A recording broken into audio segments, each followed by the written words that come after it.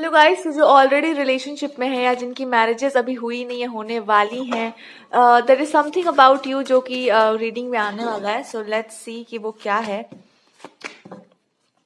कुछ लोगों के लिए ना डिस्टेंस मतलब दूर जा करके मैरिज करना भी एक बहुत बड़ी प्रॉब्लम है. यानी कि वो दूर मैरिजेस नहीं करना चाहते हैं. शादी उनको करना है तो अगल बगल में ही, मतलब कहीं पर अपने ही आस पास, मतलब यहाँ ज्योग्राफी का है कि ज्यादा दूर नहीं करना है मैरिज. दूसरी बात है कि चॉइस का भी है, तो आपको सबका वैलिडेशन चाहिए. सब कोई वैलिडेट कर देगा, या कोई फेमिनिन फिगर है आपकी लाइफ में, कोई फीमेल है जो जब तक नहीं कहेंगी, वैलिडेशन नहीं देंगी, तब तक तो नहीं हो पाएगा. यानी कि पूरा समाज, पूरा देश, पूरा विश्व जब तक आपके पार्टनर को वैलिडेट नहीं कर देगा, तब तक आप मैरिजेस नहीं करना चाहते हैं. दूसरा, पता नहीं कौन से गुण आप ढूंढ रहे हैं उनमें जो साधारण मनुष्यों में नहीं होते हैं. तो आपको खुद ही क्लियर नहीं कि आप चाह क्या रहे हैं अपने पार्टनर से, और आपको लग रहा है कि वो पार्टनर ही नहीं है जैसा आप चाह रहे हैं. पहले आप क्लियर हो जाइए कि आपको वो क्या क्वालिटीज चाहिए अपने पार्टनर में. ओके. दूसरी बात जो यहाँ पे गाइडेंस आ रही है, अगर आपको ज्योग्राफी का प्रॉब्लम, मतलब कोई बहुत दूर रहता है या कोई बहुत ही दूर का कोई पर्सन है, उनसे आप नहीं करना चाहते, या आपको लगता है कि आप बहुत दूर रहते हैं, कोई लोग फॉरेन में रहते होंगे, आपको लगता है कि वो एक प्रॉब्लम हो जाएगा. तो यहाँ पे दो तरह की बातें कही जा रही हैं कि अगर आपको लगता है कि दूरी बनानी जरूरी है तो ठीक है. अदरवाइज अगर आप उस पार्टनर को सच में अपने पास रखना चाहते हैं तो आप उनके साथ रह सकते हैं या उनको भी अपने पास रख सकते हैं. दूसरा चॉइस ये भी हो सकता है आपके लिए कि देर इज समथिंग कि आप कुछ कुछ कुछ ऐसा अरेंजमेंट करें जहां पर आप लोग साथ में रह सकते हो, जहां पर वो दूरी ना हो. अगर आप एक फेमिनिन है, एक गर्ल है, तो आपके लिए गाइडेंस है कि इससे कोई फर्क नहीं पड़ता. एवरीबडी, किसी की कहीं भी शादी होगी तो मूव करके कहीं तो जाएगा ना. There is no problem. वो तो कोई प्रॉब्लम ही नहीं है.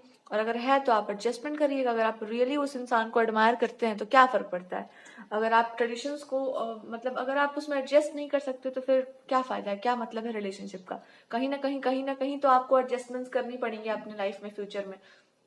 तो इससे कोई खास फर्क नहीं पड़ता, ये बस एक्सक्यूज है. दूसरी बात कि अगर कोई कल्चर, कस्टम, इन सब चीजों का प्रॉब्लम आपको लग रहा है, तो इतना ज्यादा वो प्रॉब्लम है नहीं जितना आपके दिमाग में लग रहा है. अब ये ऐसा ही है जैसे कि आप एक ही कल्चर में अगर जन्म भी लिए हो और वो लोग कहीं दूर रहते हो, तो उनमें कुछ चेंजेस आ जाते हैं. वो क्या कहते हैं उसको, कल्चर, रीजनल कुछ चेंजेस आ जाते हैं. तो वो तो हमेशा रहता ही है. तो कहीं पर भी आप मैरिजेस करके जाएंगे तो वहां पर ये होगा. एक तो ये गाइडेंस है. दूसरा, अगर आप फॉरेन कंट्रीज को लेकर के परेशान हैं तो ये कोई बहुत बड़ा मैटर नहीं है. बहुत सारी चीजें ऐसी होती हैं जिसको आप हैंडल कर सकते हैं, प्लान कर सकते हैं. कोई ना कोई उसका एक रास्ता निकाल सकते हैं. पर अगर आप तैयार होंगे तभी ये हो पाएगा. अगर आप खुद ही नहीं चाहेंगे तो वो अलग बात है. अगर आप इनके उनके से पूछने जाएंगे तब तो वो नहीं हो पाएगा कभी भी. तो अगर आप अपने पार्टनर को सच में अपने पास रखना चाहते हैं तो कोई एक्सक्यूज आपके बीच में नहीं आ सकता. वो हो जाता है प्लानिंग उसकी, या फिर आप उनको अपने साथ लेकर जा सकते हैं.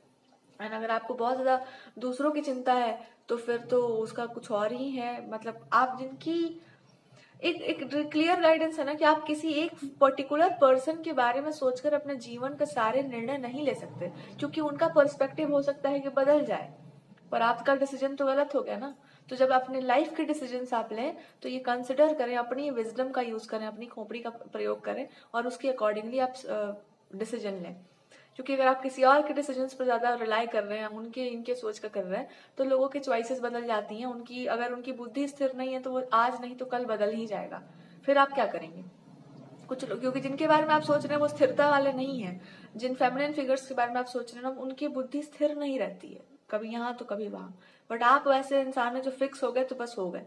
तो आपसे कहा जा रहा है कि इंसान को समझिए, उनकी टेंडेंसीज को समझिए, और इस सिचुएशन में जो बेस्ट निर्णय है वो आपको लेना है. और बेस्ट निर्णय आपको अंदर भीतर से पता है, जो आपका इंट्यूशन आपसे कह रहा है, आंख बंद करके उसको मान लो, क्योंकि वो सही रहेगा. हमेशा यही सही हुआ है आपके साथ.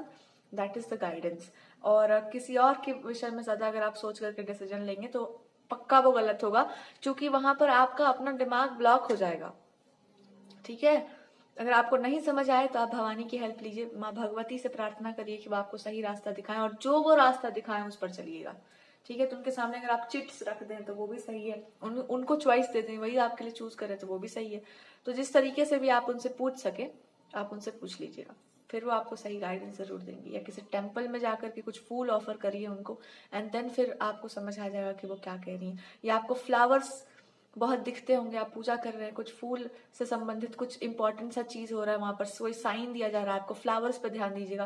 या कोई फ्लावर पर्टिकुलरली आपको टारगेट करके कहीं पर गिर जाए या आपके पास आ जाए, तो वो भी एक इंडिकेशन होगा. ये आपसे कहा जा रहा है.